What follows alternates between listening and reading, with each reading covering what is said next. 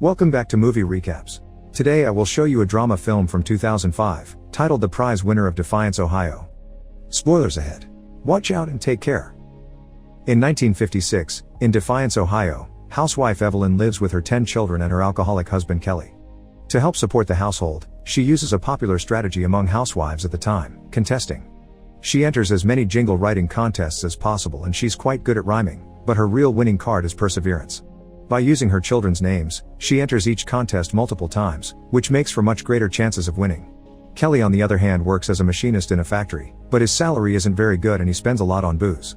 One day, the family receives bad news. They're being evicted because the landlord's daughter is getting married and he wants the house back. They only have 3 weeks to figure something out, but Kelly tells their children not to worry because Evelyn always thinks of something. Fortunately, a solution does come to them. One of Evelyn's many jingles wins $5,000. The family celebrates such luck and even the neighbors come over to congratulate them, although Kelly seems to be annoyed when he's told he's fortunate to have such a smart wife. The couple uses this money to get a loan to buy a house. Evelyn wants to sign the papers too, and while it's not uncommon for both husband and wife to sign, they're told it's not necessary, so only Kelly signs, claiming it's his duty because he's the one that works for the family and will be paying the mortgage. This bothers Evelyn because she always helps with her little prizes and it's her money that allows them to get this in the first place, but she keeps her mouth shut. The family moves to a new home, and Evelyn receives one more prize, a big freezer. Kelly hates it, claiming it takes too much space and will consume lots of electricity, but he's actually hiding the fact he's bothered by the pressure of having to fill it. Sometime later, Kelly gets drunk while listening to a baseball match on the radio. His team is losing so keeps yelling in anger, causing the neighbors to yell back, asking him to keep it quiet. This only makes Kelly more furious and he begins breaking things around the kitchen, particularly concentrating on damaging the freezer. Evelyn and the kids go to wait outside and search for the police to get their help. However, the cops just end up having a drink and discussing the match with Kelly, then they tell Evelyn her husband just needs to sleep it off. The local priest also comes over since Evelyn is in need of counsel, but he only tells her that Kelly is carrying a huge weight on his shoulders because he has to support a big family, so Evelyn needs to work harder to make a good home for her husband. Things weren't always this bad. Evelyn used to be an aspiring scribe and worked as the resident wit for a newspaper. When she met Kelly, he was a singer in a successful band and they were always having fun together. Unfortunately, a car accident gave Kelly a wound on his throat, causing him to lose his singing voice. He took a job at a factory to support the family, but he's been depressed since then, and that's why Evelyn continues to be understanding and patient with him to this day. The day after the incident, Evelyn reminds Kelly that she needs money for milk, and their daughter Tuff calls him out for spending so much in the liquor store. Feeling embarrassed, Kelly promises he'll start bringing one item from the grocery store each day until he fills up the entire freezer. The money he leaves Evelyn before he leaves isn't enough for the milk, so she begins searching all the pockets in the house, but it's still not enough. Fortunately, the mailman arrives right after the milkman with a letter containing another cash prize that Evelyn uses to pay for the milk. The next big prize Evelyn wins is a shopping spree, so she asks each member of the family what kind of food they've always wanted to try. The kids name things like candy, and Kelly admits he's always wanted to try shrimp cocktail. When the day of the spree comes, Evelyn has a few strategies already planned. She's told the butcher what she wants so he's already wrapped it for her. The store clerks that are supposed to only guide her will help her push things into the cart, and her kids will keep track of time to tell her how many minutes she has left so she can prioritize different sections of the store. Kelly even brings some oil for the cart wheels so they don't fail her while she runs. The spree is a big success and Evelyn manages to overfill the cart with expensive food. Kelly cries at the sight, but when they get home, he gets in a bad mood again when he sees Evelyn got to fill the freezer before he could, which he takes as a threat to his role as the provider. While the family happily enjoys trying out lots of new things, Kelly gets angrier by the second and begins throwing things out of the freezer in search of a burger. He even goes as far as grabbing a bunch of stuff and throwing it out in the garden, but since Evelyn just ignores him and keeps up her optimistic attitude, Kelly gives up and ends up grabbing a can of Spam and eating alone by the counter. Evelyn takes pity on him and gives him his shrimp cocktail before inviting him to sit with them, which makes Kelly cry again. 4 years pass, and Evelyn keeps on winning a variety of prizes that helps her support the family. They keep some of the stuff, like clothes, food, and even a free window installation, but the things like the pony they sell to help them pay the bills. The 3 oldest kids grow up and leave home, the eldest daughter goes to nursing school, and the 2 oldest boys get signed to play ball with the Detroit Tigers, making Evelyn very proud.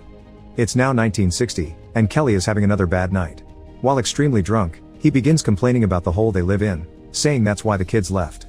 Evelyn is too busy getting her next jingles ready, so Kelly replies to her rhymes with some of his own, except his are full of insults. He also accuses his family of being too happy all the time, but everyone just laughs, thinking his rhymes are just jokes.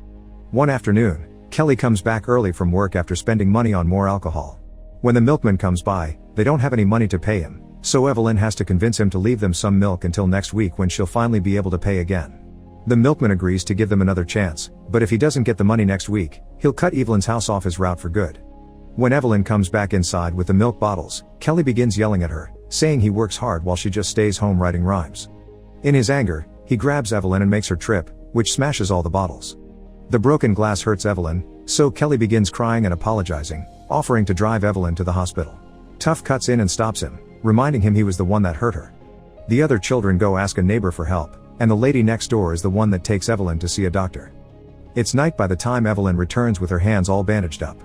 Kelly welcomes her with tea ready for her, but first Evelyn wants a change of clothes. Since she can't use her hands yet, Kelly helps her change, so Evelyn takes the chance to explain how much it hurt that he insulted her contesting when it helps the household so much. Kelly admits he's proud of her, it's just his co-workers keep teasing him because his wife is the real provider of the family. The next prize they win is a car that they'll sell and an all-expenses-paid weekend trip to New York. But while Evelyn's getting everything ready for the trip, they receive more bad news. They get a call from the police station because they caught one of her kids stealing money from a lady's purse. Evelyn bails him out, and when they return home, Kelly is furious and hits the boy. Now all the family is scared to be alone with their father, so Evelyn decides not to go to New York. To make for his mistake, her son accepts to join the army as an alternative to going to jail. He also offers to teach her mother to drive. Evelyn turns down the offer, explaining they don't have enough gas for it. Some days later, Evelyn receives a letter from a group of contesting housewives from Payne that want Evelyn to join them in their meetings. It's only 85 miles away, but Kelly refuses to drive her there. Even if they do get the money for the gas, he doesn't want to spend his precious Saturday sitting in a car while Evelyn has fun with her new friends. Another one of Evelyn's sons gets a bit of his mother's luck and wins 25 gallons of gas in a football pool. However, he and Kelly begin arguing over who is the real owner of the gas because they participated together multiple times using the siblings' names and they don't agree on who knew about the pool in the first place. Evelyn cuts the argument short by making them share the gas, each of them getting half, which angers Kelly. Her son is grateful and accepts to drive Evelyn to the meeting, but before they leave, another problem arises. One of the kids brings her a bunch of flowers as a goodbye present, but he stole those from the neighbor's gardens. Now Evelyn must stay and spend the day apologizing to every neighbor, finding a way to pay back for the damage caused. 3 years pass and it's now 1963. Tough has learned to drive, so she's the one that will finally drive Evelyn to her meeting with her pen pals. In the middle of the trip, the car starts overheating and this worries Tough, but Evelyn urges her to keep going until they find a mechanic shop. When they find one, the mechanic tells them it'll take over an hour to fix, so Evelyn accepts to wait.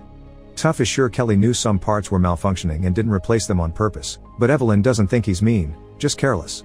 Her daughter wonders if Evelyn wishes she never married Kelly because she's been stuck in that house without a life of her own, but Evelyn assures her she doesn't have any regrets because she loves her kids.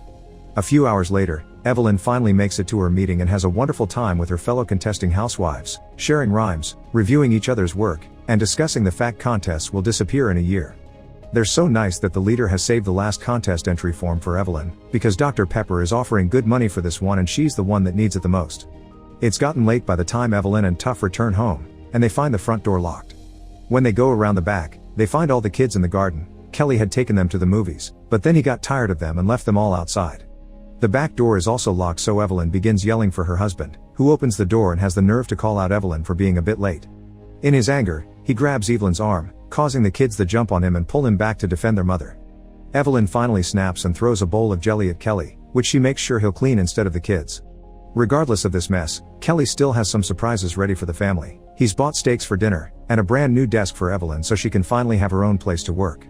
Sometime later, Evelyn gets bad news yet again. A phone call from the loaner tells her they're late on their second mortgage. Evelyn doesn't understand because they never took a second one, and this is how she learns Kelly did it behind her back 3 years ago. Now they owe $4,000 due in 30 days. Evelyn tells her kids that they're losing the house because she thinks it's better that they hear it from her, and when Kelly gets home, he informs her there's no money left. He tries to justify himself, saying he just wanted to feel like he could have a couple of bucks in his pocket and they could go back to renting now. This hurts Evelyn to hear, and she reminds her husband this is her house. During dinner, Evelyn tells the kids that they've been doing arrangements in case they can't find a good place, so some of them may end up living with their aunts and uncles, which makes everyone cry. When Evelyn takes out the last item from the freezer, the time comes for her to finally disconnect it. After finding the kids praying for some help, Evelyn opens the door for the milkman, who accepts to leave the milk and take the payment next week. He also offers to bring his laundry so Evelyn could pay him with work, but she takes it as an insult to her pride and turns him down. Afterward, they get a call from the people at Dr. Pepper, informing her they'll be coming by for an interview. Evelyn makes her family clean the entire house to look presentable, and with their last dollar, they buy a few Dr. Pepper bottles so they can show they consume the product. The interview goes well, but the winner won't be announced until a few weeks later, so the family accepts they'll be losing the house. Kelly tries to stay positive and tells them to wait, but the kids get angry with him and remind him he's the one that lost all their money. The fight is the last straw for Evelyn, and she finally has a breakdown, so she runs to her room to cry. Kelly goes after her and tries to comfort her, saying she always thinks of something, so Evelyn snaps at him, saying she isn't a saint and it's now his turn to do something. As days pass, Evelyn cooks smaller meals, using the few ingredients left in the pantry, and the family finally begins packing all their stuff up. When the phone rings, Evelyn is hopeless and ready to hang up, but a huge surprise awaits them. She's won the Dr. Pepper contest. The prize includes a trip to Switzerland, a car, and a little over $3,000. The whole family begins celebrating except for Tuff, who runs to her room in tears. After telling Kelly to keep an eye on the others, Evelyn goes to check on Tuff and hears her out when she says Kelly will never change. Evelyn doesn't disagree, but tells her not to worry, because Tuff has her whole life ahead of her to do whatever she wants, so this won't be her life for long. Sadly, Evelyn never goes to Switzerland. She cashes in the prize to pay off the mortgage. However, she does get to have a little vacation when Dr. Pepper invites her to Texas to be the queen of the company for a day.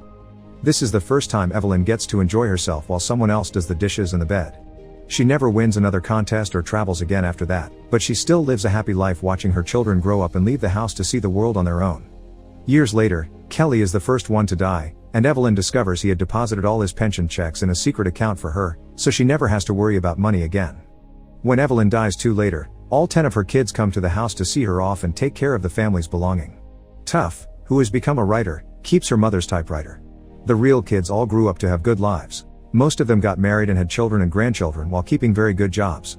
It was the real Tuff that, while working as a writer, published a book about her mother's story that later became this movie. Make sure to subscribe and turn on notifications so you can watch more videos like this. Thanks for watching.